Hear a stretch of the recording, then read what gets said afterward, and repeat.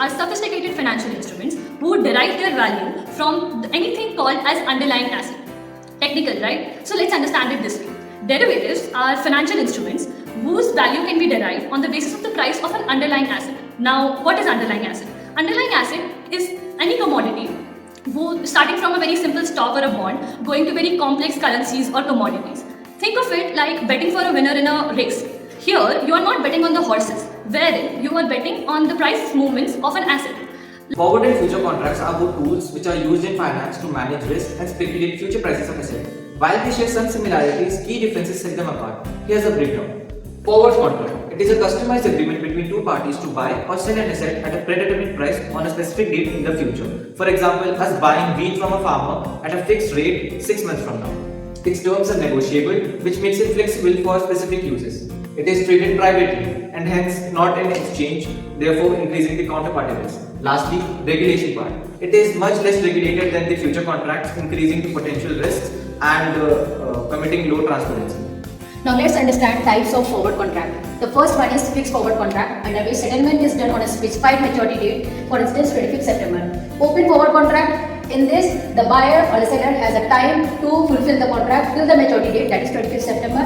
Window forward contract, in which a window or a time period is given to the party to fulfill the contract till the maturity date. Then there is another classification. First one is closed outright contract. The agreement is done to hedge against the losses which is occurring due to the exchange rate movements.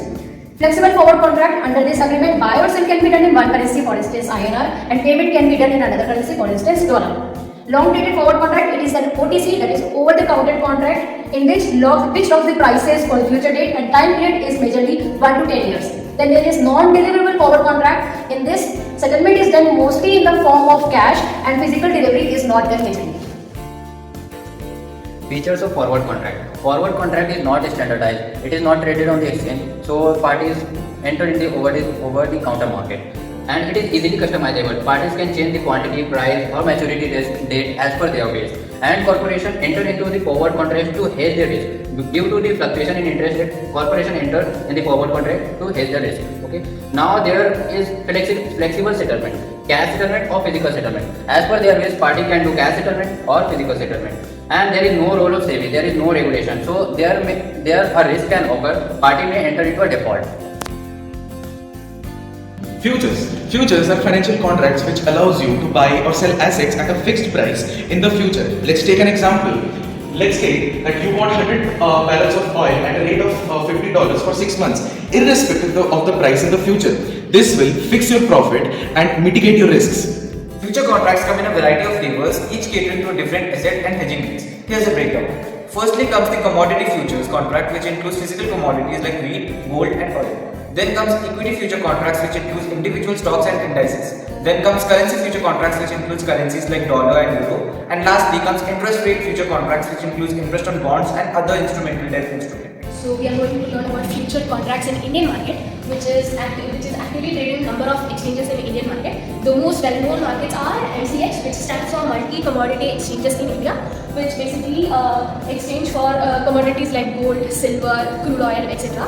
Then also there is NSE, which is National Stock Exchanges of India, which helps in trading stock market index.